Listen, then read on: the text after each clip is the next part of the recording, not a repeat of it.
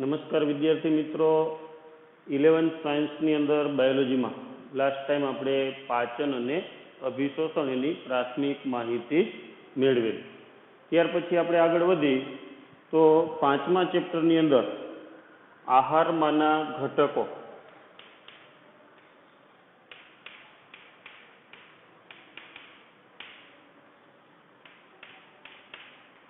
અને તેની અગત્યતા સમજાવો. આહારમાંના ઘટકો અને તેની અગત્યતા. બરાબર. આપણને ખબર છે કે દરેક સજીવ છે એને પોષણની જરૂરિયાત હોય છે અને ખોરાક છે એના દ્વારા એ પોષણ મેળવે છે. ખોરાક જે છે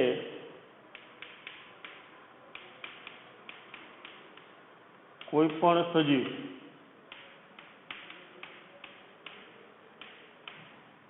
ને પોષણની જરૂરિયાત હોય છે.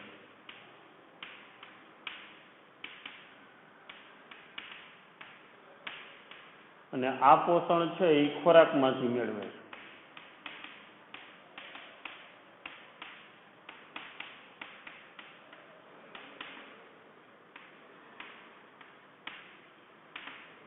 ખોરાક છે એ શક્તિના સ્ત્રોત તરીકે ઉપયોગી છે. ખોરાક એ શક્તિના સ્ત્રોત તરીકે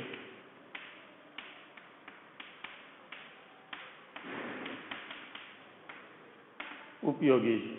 આપણે ખોરાક શા માટે લેતા હોય છીએ તો કે ખોરાકમાંથી આપણને શક્તિ મળતી હોય છે. આ સિવાય ખોરાક છે એ પૂરક અને સંરક્ષણાત્મક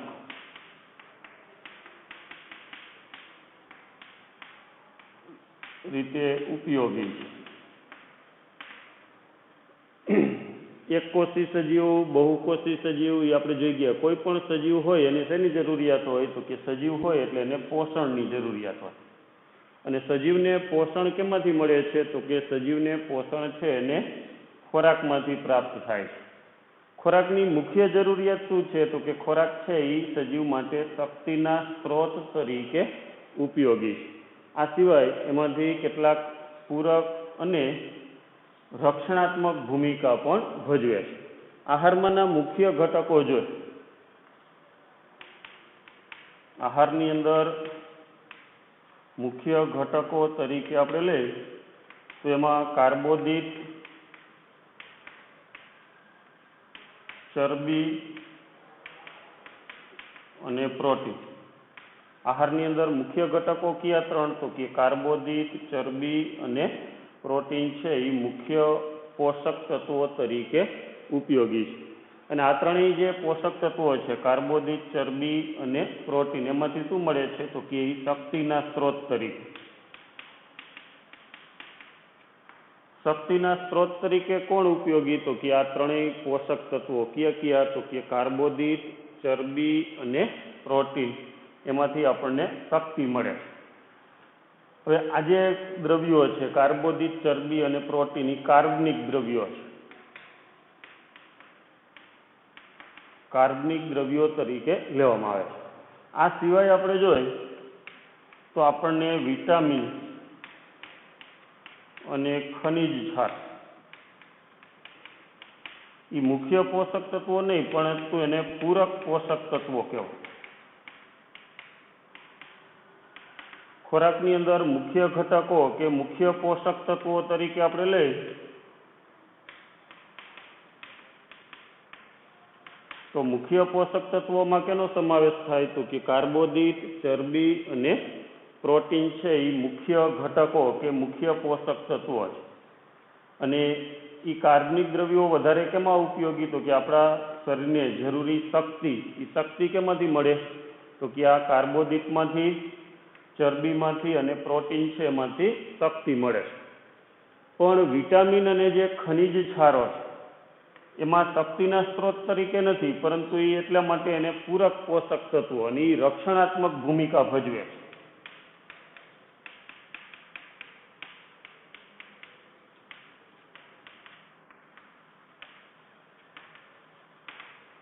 એટલે પોષક તત્વો છે આપણે જો ઘણા બધા ફ્રૂટ અને શાકભાજી છે એની અંદરથી આપણને વધારે કયા પોષક તત્વો મળે તો કે એમાંથી વિટામિન અને ખનિજ ક્ષાર.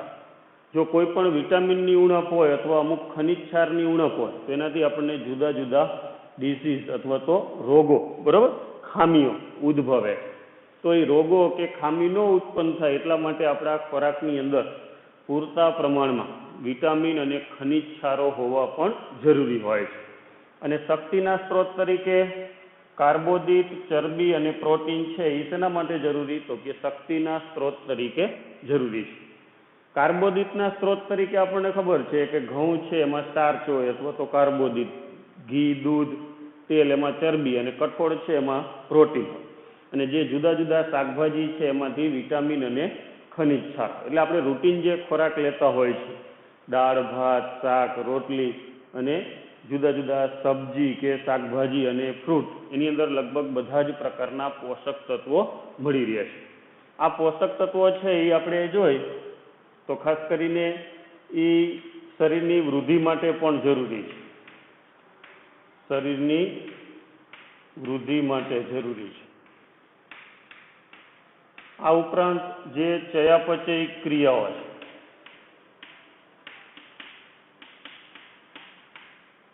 છે એના માટે પણ અમુક ખનિજ ક્ષારો એ ઉપયોગી છે. શરીરની અંદર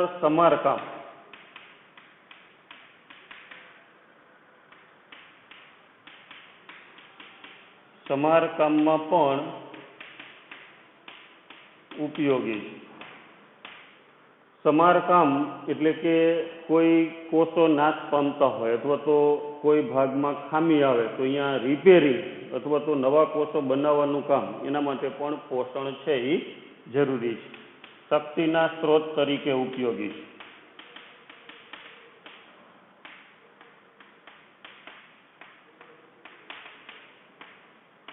એટલે આ બધા પોષક તત્વો છે એ આપણી જુદી જુદી જરૂરિયાતો આહારની અંદર મુખ્ય ઘટકોમાં કયા તો કે કાર્બનિક દ્રવ્યોમાં કાર્બોદિત, ચરબી અને પ્રોટીન છે એ મુખ્ય પોષક તત્વો તરીકે ઓળખવામાં આવે. એ આપણને વધારે કેમાં ઉપયોગી તો કે શક્તિના સ્ત્રોત તરીકે.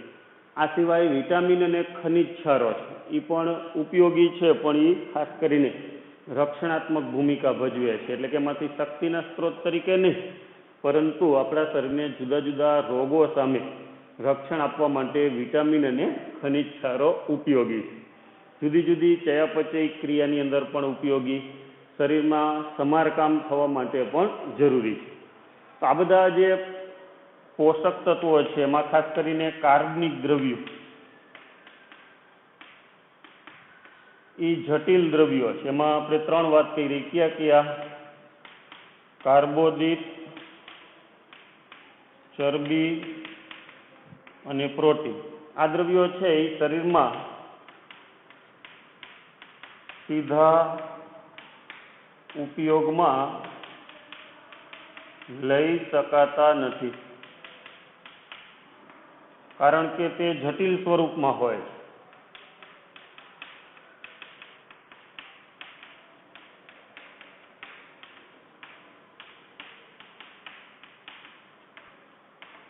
આ બધા કાર્બનિક દ્રવ્યોમાં કાર્બોદિત, ચરબી અને પ્રોટીન કેવા છે તો કે સીધા ડાયરેક્ટ જટિલ સ્વરૂપમાં ઉપયોગમાં ન લઈ શકાય. એને પેલા કેવા સ્વરૂપમાં ફેરવવા પડે તો કે સરળ અને શોષી શકાય એવા સ્વરૂપમાં. તો આ જે જટિલ અને શોષી ન શકાય એવા સ્વરૂપમાંથી સરળ અને શોષી શકાય એવા સ્વરૂપમાં ફેરવવાની ક્રિયાને શું કહેવામાં આવે? પાચન તરીકે ઓળખવામાં આવે. પાચન કેને કહેવાય તો કે આપણે જે ખોરાકની અંદર જે દ્રવ્યો લઈએ છીએ, કાર્બોદિત, ચરબી અને પ્રોટીન, બરાબર, તો એ કેવા સ્વરૂપમાં હોય તો કે એ જટિલ સ્વરૂપમાં હોય છે. જો જટિલ સ્વરૂપમાં આપણે વાત કરીએ તો આ જે કાર્બનિક દ્રવ્યો છે એ જટિલ સ્વરૂપમાંથી એને આપણે સરળ સ્વરૂપમાં લાવવા જરૂરી છે. એને સીધા ઉપયોગમાં લઈ શકાતા નથી.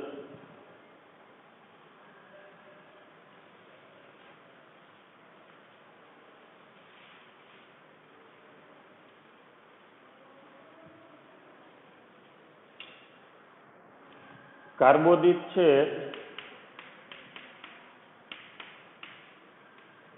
તો એ પોલીસેકેરાઇડ છે, એટલે ઘણા બધા મોનોસેકેરાઇડ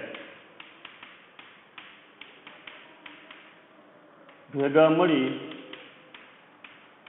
ને પોલીસેકેરાઇડ બનાવે.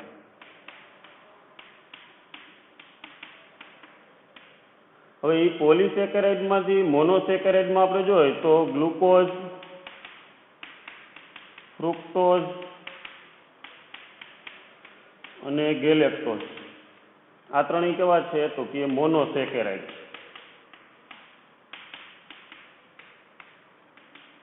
પછી ચરબીની અંદર વાત કરી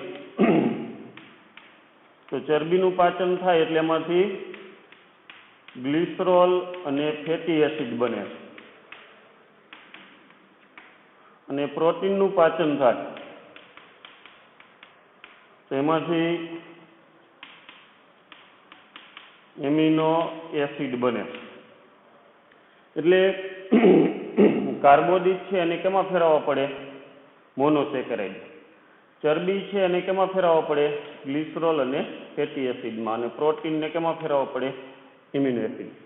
આપણે જે ખોરાક લઈએ છીએ એની અંદર જે શક્તિના સ્ત્રોત તરીકે આપણે વાત કરી કયા પદાર્થો હોય તો કે એમાં કાર્બોદિત હોય, ચરબી હોય અને પ્રોટીન હોય. અને એ ત્રણેય કેવા સ્વરૂપમાં હોય તો કે લાંબી સાંકળ સ્વરૂપે હોય, એટલે કે એક પ્રકારે પોલિમર જેવા હોય. બરાબર, ઘણા બધા મોનોમર ભેગા થઈ અને લાંબી સાંકળ બને.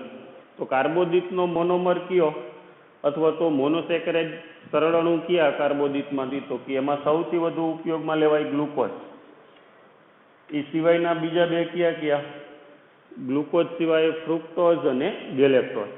અને એ જ રીતે ચરબીનું પાચન થાય તો એમાંથી ગ્લિસરોલ અને ફેટી એસિડ છે એ જોવા મળે છે. અને પ્રોટીનનું પાચન થાય તો એમાંથી શું મળે આપણને તો કે એમિનો એસિડ. તો પાચન કેને કહેવાય તો કે પાચન એટલે ખોરાકમાં લેવાતા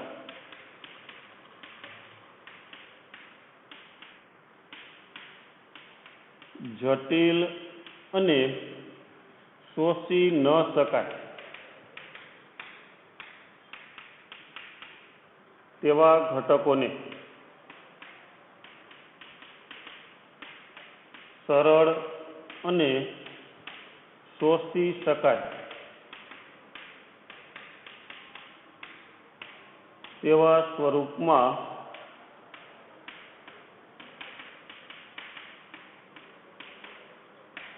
ફેરવવાની ક્રિયાને પાચન કહેવાય. ખોરાકની અંદર જે આપણે ઘટકો લઈ કાર્બનિક દ્રવ્યો એ કેવા સ્વરૂપમાં હોય તો કે જટિલ હોય અને એ પાચન માર્ગમાં એનું શોષણ પણ થઈ શકે નહીં.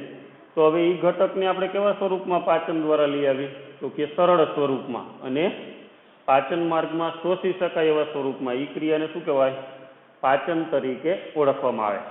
પાચનની અંદર આપણે જોઈએ તો બે ભાગમાં વહેંચી શકાય. એક ભૌતિક પાચન અને બીજું રાસાયણિક પાચન.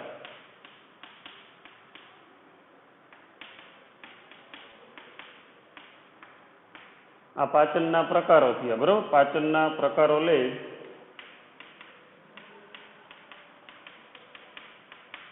તો પાચનના કેટલા પ્રકાર છે? બે. કયા? એક ભૌતિક પાચન. જો આપણે દાંત વડે જે ચાવવાની ક્રિયા છે એમાં કયું પાચન થાય તો કે ભૌતિક પાચન. એમાં ખોરાક જે છે એ ખોરાકના રાસાયણિક સ્વરૂપમાં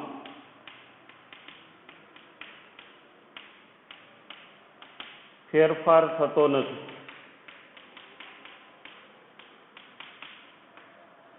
અને રાસાયણિક પાચનની અંદર આપણે જોઈએ તેમાં ખોરાકના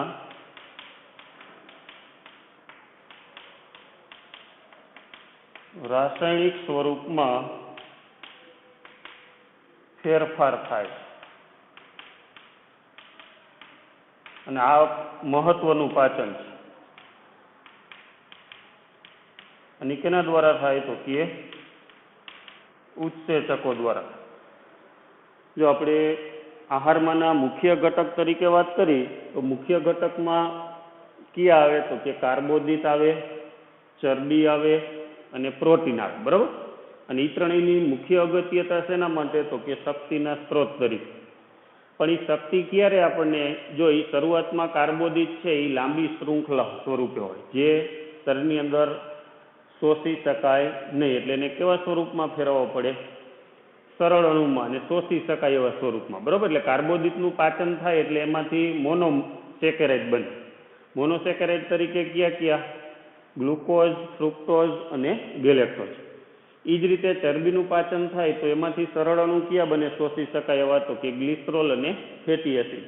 અને પ્રોટીન છે એ પોલીપેપ્ટાઇડ હોય, એટલે કે ઘણા બધા એમિનો એસિડથી બનતી લાંબી શૃંખલા, એને શું કહેવાય? પોલીપેપ્ટાઇડ. ને પ્રોટીનનું પાચન થાય એટલે એ કેમાં આવે? તો કે એમિનો એસિડમાં ફેરવાય. તો આપણે પાચન કેને કહેવાય? તો કે ખોરાકમાં જે આપણે જટિલ અને શોષી ન શકાય એવા ઘટકો લઈ એને સરળ અને શોષી શકાય એવા સ્વરૂપમાં ફેરવી, એ ક્રિયાને શું કહેવાય? પાચન. હવે પાચનની અંદર આમ જોઈએ તો આપણે દાંત વડે જે ચાવવાની ક્રિયા છે એમાં કોઈ રાસાયણિક સ્વરૂપ ખોરાકનું બદલાતું નથી. એને કયું પાચન કહેવાય? ભૌતિક પાચન. એટલે કે એમાં રાસાયણિક સ્વરૂપમાં કોઈ ફેરફાર થાય નહીં.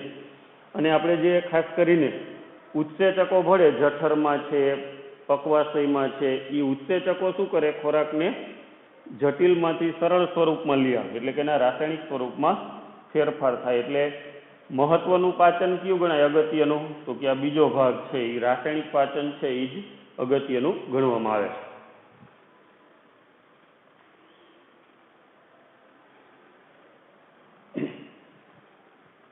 ત્યાર પછી આપણે પાચન તંત્ર છે એના વિશે જોવાનું છે, એ આપણે આગળના લેક્ચરમાં રાખશું.